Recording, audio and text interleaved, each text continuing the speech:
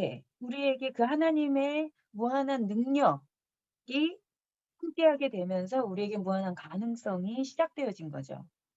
이거는 하나님을 알지 못하고 예수 그리스도를 믿지 않는 사람들이 가지고 있는 무한한 가능성과는 차원이 다른 가능성으로 보셔야 됩니다. 왜? 우리 안에 하나님이 담겼다는 건 어마어마한 거거든요. 그러니까 인간이 가질 수 있는 무한한 가능성? 사실은 불가능하죠. 왜? 오늘 죽을지, 1분 뒤에 죽을지, 내일 죽을지 우리는 알 수 없는 그런 유한한 삶 속에 살고 있다는 거죠. 미래를 전혀 알 수 없는, 예측해 볼 수 있지만 장담할 수 없는 삶을 우리는 살고 있는데, 이 온 우주를 창조하시고 이 온 세상을 주관하고 계시는, 통치하고 계시는 하나님, 그 하나님이 다른 분도 아니고 우리 아빠 아버지예요. 예수님이 나를 구원하신 분이에요. 우리의 신랑 되신 예수님이 있어요. 아빠 아버지가 계세요. 또 내 안에서 역사하시고 이 믿음으로 이 세상을 바꿀 수 있도록 역사하시는 성령님이 또 함께하고 계세요. 그러면 이거는 예수님을 알지 못하고 믿지 못하는 사람들하고는 차원이 다른 무한한 가능성이 우리에게 장착되었다는 것. 그 무한한 능력을 하나님의 뜻에 합당하게 마음껏 사용할 수 있도록 주어진 우리가 하나님의 자녀라는 것. 그래서 아까 처음에 말씀드렸듯이 WE의 개념, 물론 WE의 개념, 위의 개념도 더 강력한 무한한 가능성으로 넓혀지겠지만, 여기에서는 You and I, 너에게도 무한한 가능성이 있고 나에게도 무한한 가능성이 있어. 이 태도를 가지고 우리가 반응하는 거예요. 이 관점을 가지고 계속해서 상황 속에서 믿음으로 일어나는 거예요. 그래서 사단이 "야, 너 그게 교사다운 행동이야? 야, 너 부모가 네가 엄마 맞아? 야, 그게 네가 좋은 아빠 맞아? 야, 네가 좋은 사역자가 맞아? 전도사 맞아? 목사 맞아?" 이런 공격들이 우리에게 올 때 우리는 이걸로 일어나는 거예요. "나 하나님 딸이야. 나 하나님 아들이야." 그러니 나 스스로도 그렇게 일어나고, 우리가 가르치는 아이들, 우리가 만나는 모든 아이들을 바라볼 때에 '아, 쟤는 우리 반에서 아주 뭐 불편한 존재야. 쟤는 왜 예배 시간에 꼭 저래? 쟤는 내가 막 준비해 온 것만 오면 왜 저렇게 시니컬하게 반응을 해? 왜 집중을 저렇게 안 해?' 이런 것들이 아니라 저 아이와 함께 하신 하나님을 바라보는 거예요. 제가 우리 아들들에 대한 두려움을 사단이 막 주기 시작할 때에 '나 때문에 얘네들이 잘못되면 어떡하지? 내가 이렇게 반응한 것 때문에 얘네들이 상처받고 이 안에 막 그런 안 좋은 것들이 남아 있으면 어떡하지? 내가 이만큼밖에 못 해준 것 때문에 쟤네들이 더 잘 될 수 있는 애들인데 저 못 되면 어떡하지?' 이런 두려움들을 사단은 끊임없이 줍니다. 그래서 그것 때문에 제가 막 이렇게 넘어가려고 할 때에 하나님께서 저에게 주신 마음이 있어요. 그게 뭐냐면 "야, 나 니네 아들 하나님이야. 니네 아들 승현이 하나님이고 성민이 하나님이야. 저 아이들 절대 잘못되지 않아. 내가 있는데 야, 네가 뭘 어떻게 한다고 쟤네들이 잘못되겠어." 제가 아까 앞에 얘기했던 그 쇠사슬 가운데 우리가 분명히 있지만, 여러분은 부모로부터 좋은 것도 받고 교사로부터 좋은 것도 받았지만 좋지 않은 것들을 받을 수밖에 없는 환경 속에 우리가 살고 있죠. 이 땅에 우리가 발을 딛고 살고 있으면서 사단의 방해와 공격들을 받고 있으니까요. 주님이 오셔서 완전한 것이 되기 전까지는 우리는 죽는 날까지 그 싸움을 하게 될 겁니다. 그런데 하나님께서 "나 너의 하나님이야. 그리고 너희 아이들에도 하나님이야. 너희가 가르치는 너의 제자들, 나 그 아이들이 하나님이야. 그러니 두려워하지 마. 내가 그 아이들과 함께해. 그러나 너가 좋은 교사가 되고 좋은 목사가 되고 좋은 전도사가 되고 좋은 부모, 멘토, 리더가 돼야 될 이유가 뭘까요? 너가 그렇게 돼야 될 이유가 있어. 그것은 로마서 8 장에 부르시고 의롭다 하시고 영화롭게 하셨느니라 라고 써 있듯이 우리에게 그 영화로움을 주시고 싶으신 거죠. "내가 너를 통해서 이걸 이루었어." 라고 하는 겁니다. 절대 우리 때문에 여러분의 사역과 여러분의 아이들이 잘못되지 않아요. 우리가 그 순간을 카이로스하면서 하나님의 선하심과 하나님이 이루어 가시는 걸 바라볼 때에 반드시 우리 아이들은 하나님의 뜻대로 부르심을 받고 의롭게 되고 영화롭게 될 겁니다, 여러분과 동일하게. 그래서 우리가 열심히 기도하고 열심히 아이들을 향해서 달려가고 열심히 복음 전하고 이 아이들을 바른 길로 멘토링 해야 되는 이유는 하나님께서 마지막 날에 우리에게 이렇게 얘기하시는 거죠. "야, 너 때문에 내가 그걸 했잖아. 네가 한 거야." 라고 하나님이 다 하셨음에도 불구하고 "그건 네가 한 거야." 라고 쓰시고 싶으신 하나님의 마음인 거죠. 그러니 우리는 바라봐야 됩니다. 이 무한한 능력으로 온 세계를 창조하신 하나님이 나의 아빠, 아버지라는 것, 그 아이들의 아빠, 아버지라는 것. 그러니 그 가능성이 어마어마하게 열려 있다는 것. 특히나 믿지 않는 사람들과 다른 것이 무엇인가요? 우리는 결론이 정해져 있다는 거죠. 뭐죠? 목적지가 정해져 있죠. 그 비행기가 출발해서 목적지까지 가기까지 수많은 궤도에서 어려운 순간들이 있고 비행기가 흔들리기도 하지만 반드시 도착한다는 겁니다. 아주 특별한 상황을 빼고는요. 그런데 그 특별한 상황의 사고가 가장 많이 일어날 때가 출발하고 착륙할 때라는 거 아십니까? 그때가 바로 자동 항법 장치가 아니라 이 그 항공 이 뭐죠? 파일럿이 이거를 잡고 있을 때라는 거예요. 그러니까 사람이 무언가 내가 이걸 컨트롤하기 위해서 운전대를 잡고 핸들을 잡고 있다. 그때가 가장 위험한 그런 말입니다.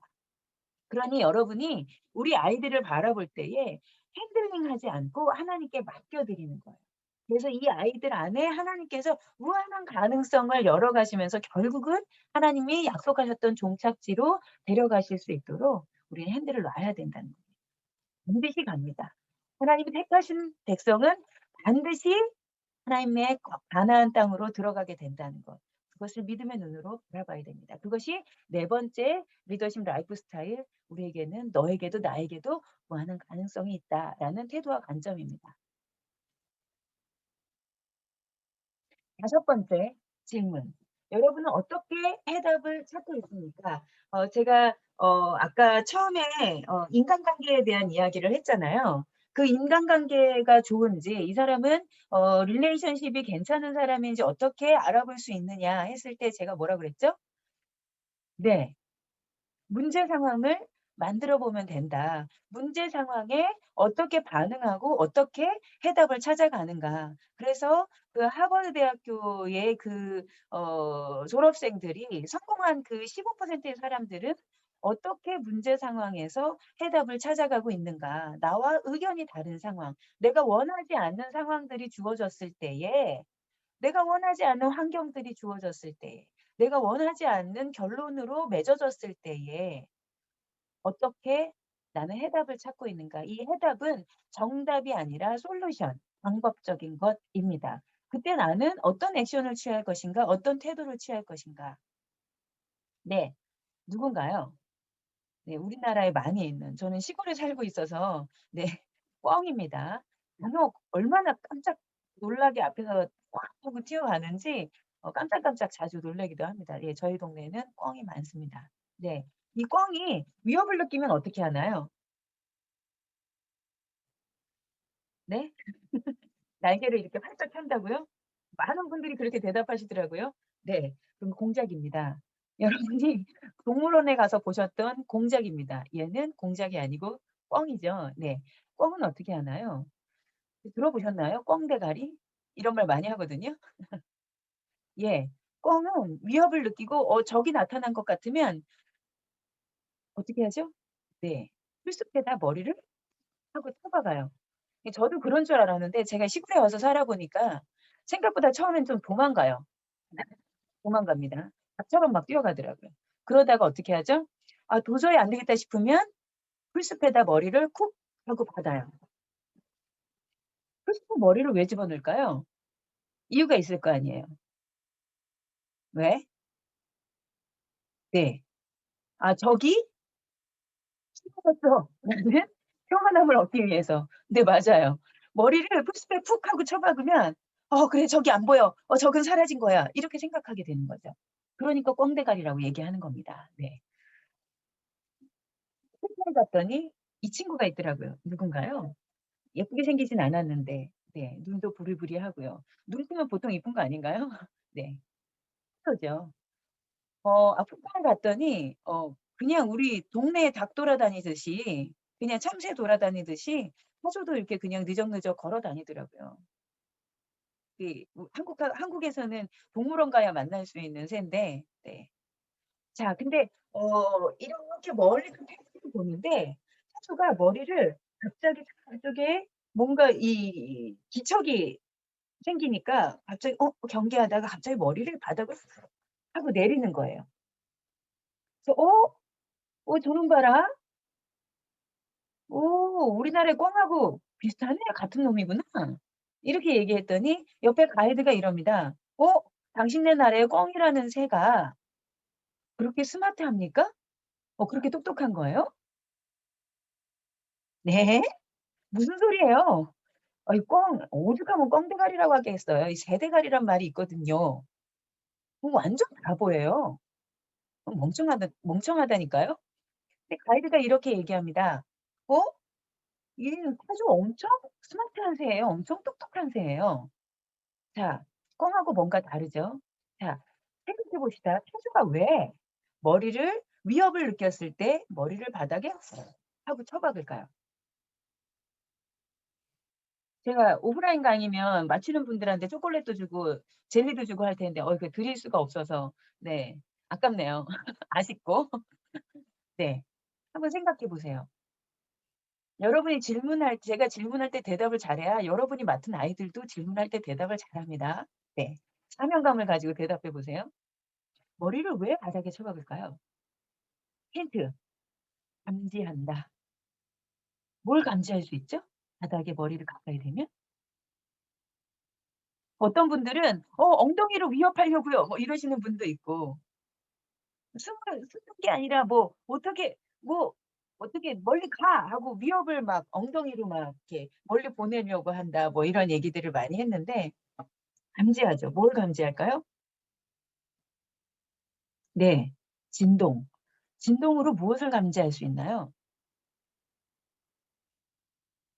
멀리 적이 있어요? 사조가 바닥에서 진동을 느껴요. 어떤 진동을 느끼죠? 뭘 알 수 있을까요? 네. 얼마나 멀리 있는지 알 수 있어요. 이 진동의 소리를 통해서 울림을 통해서 '아 100 미터 멀리 있구나. 500 미터 멀리 있구나. 1 킬로미터에 있구나.' 그래서 내가 어떤 행동을 취할 줄 알겠죠. 또 뭘 알 수 있을까요? 예. 얼마나 많은지, 적이 얼마나 많은지 마리수를 알 수 있고요. 또 아까 얼마나 멀리 있는지, 얼마나 많은지, 또 셀 수 있는 모든 것, 측정하는 모든 건 다 될 것 같아요. 네. 어느 방향에서 오는지, 또 네. 얼마나 빨리 다가오고 있는지, 또 핵심적인 게 있어요. 적인지 아닌지. 그래서 얘는 기린이네. 어? 얘는 코끼리네. 코끼리 위협적일까요? 아닐까요? 저희는 어 코끼리를 어디서 봤구나요? 동물원 가서 보잖아요. 제가 아프리카 가서 이 백인 리더십들한테 강의를 하는데 어 코끼리면 위협이 안 되죠. 코끼리가 적이 아니니까 그러면 다시 풀 뜯고 뭐 이렇게 얘기했더니 "코끼리 위험해요." 이러는 거예요. 알고 보니 아프리카에서 가장 위험한 동물 5 가지 동물 중에 하나가 코끼리더라고요. 우리는 얌전히 동물원에 있는 코끼리만 봐서 되게 귀엽고 동화책에서 봤던 귀여운 코끼리의 이미지만 갖고 있는데 굉장히 위험하답니다. 그래서 아프리카 이 사파리나 이런 밖에서 이렇게 코끼리를 볼 때는 "냅다 도망가야겠다." 뭐 이런 얘기를 들었습니다. 예. 자 그런 모든 것들이 측정됐는데 타조가 제일 잘하는 게 뭔가요? '저기다.' 싶으면 어떻게 하면 되죠? 타조가 제일 잘하는 건 네. 달리기를 잘합니다. 엄청나게 빨리 달리기를 합니다. 어느 정도로 달리기를 잘할까요? 네. 대규어. 표본만큼 뜁니다. 시속 70, 80 정도로 뛰어요. 진짜 잘 뛰어요. 그 저기다 싶으면 막 뛰어갑니다. 그러면 타조는 잡기가 어려워요. 그런데 타조가 제규어보다 더 잘하는 게 있어요. 더 잘하는 거. 그게 뭐냐면 오래 달리기를 잘합니다. 그래서 이 타조는 막 제규어가 막 쫓아가 잡으러 가잖아요. 끝까지 잘 달리는 타조를 기어이 못 잡고 하면서 포기하게 됩니다. 자, 꿩하고 비교해 볼까요? 타조 멍청한가요? 똑똑한가요? 네. 굉장히 똑똑하죠.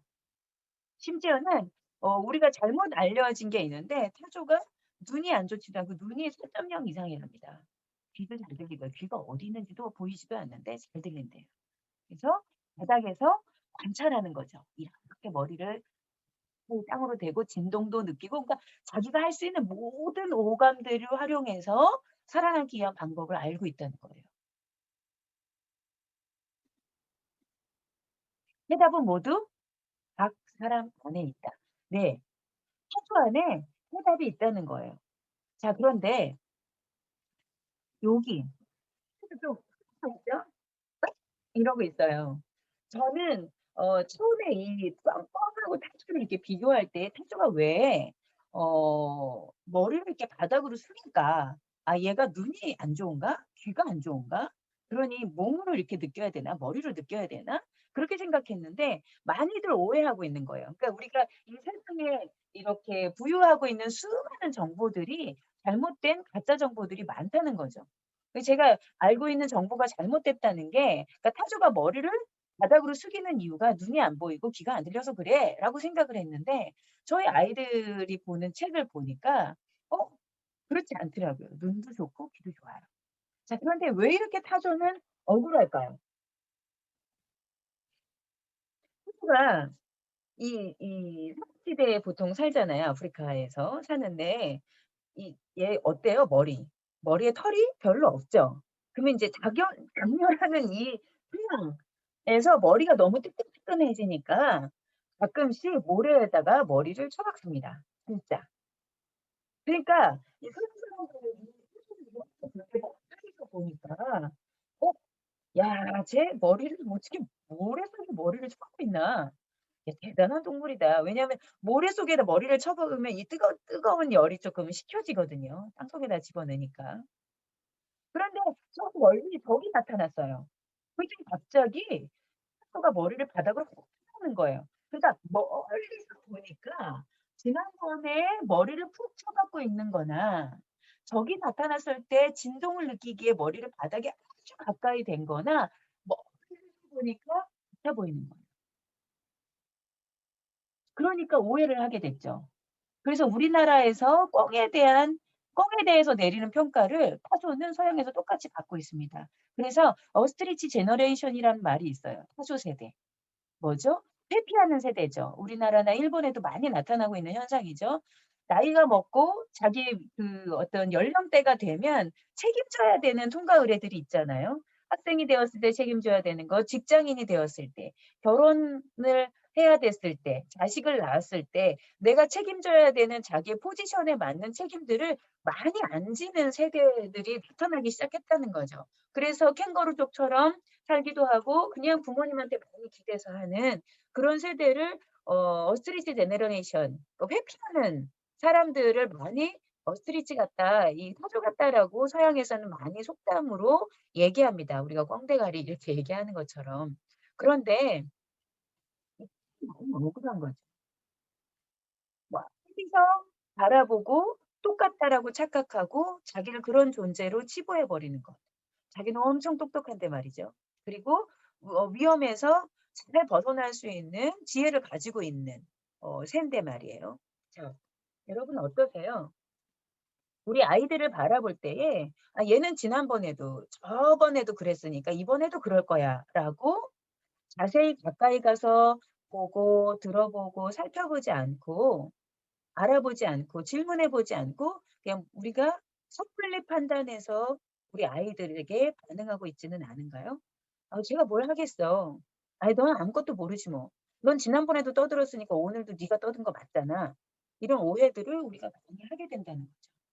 여러분 해답은 모두 각 사람 안에 있습니다. 이 리더십 라이프 스타일 5번째 중요한 역량은 각 사람 안에 해답이 있음을 그 사람에게 필요한 해답을 그 사람이 가지고 있음을 인정하고 기회를 주고 받아들여 주는 겁니다. 반응하는 겁니다.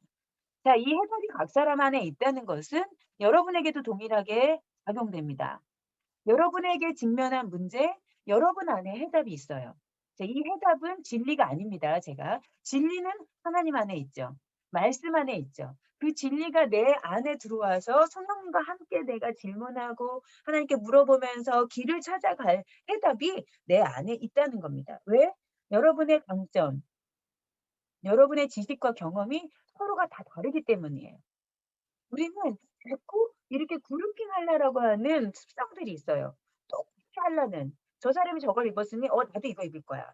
이게 유행이니까 하는 그 유행을 자꾸 따라가는. 그래서 내가 좋아하지 않는 것들을 하고 나에게 딱 맞는 옷이 아닌 그냥 그 유행만 따라가는 옷들을 우리가 입을 때가 있다는 거죠. 그 자연스러움, 자유스러움. 나에게 딱 맞는 옷을 입어야 되는데 자꾸 다른 사람의 옷을 입을 수도 있어요. 또 내 옷을 우리 아이들에게 우리가 강요하고 있기도 합니다. 아니면 나에게도 맞지 않았던 세상에서 맞다라고 하는 그 옷을 나에게도 적용했고 힘들었는데 우리 아이들에게도 적용하고 있다라는 거예요. 우리가 그런 실수를 자주 범합니다. 그러니 어떻게 해야 될까요? 누군가가 나에게 이게 맞아."라고 이야기할 때에 나는 저게 아닌데. 난 저 방법으로 하는 게 힘든데." 하면 어 스스로 생각하는 거예요. '아 저거는 내 방법이 아닌 것 같아. 나에게 맞는 방법이 뭘까?' 생각을 해 보고 그대로 해 보는 겁니다. 또 우리 아이들에게도 너는 어떻게 하면 좋겠어? 너는 어떻게 하면 재밌을 것 같아?"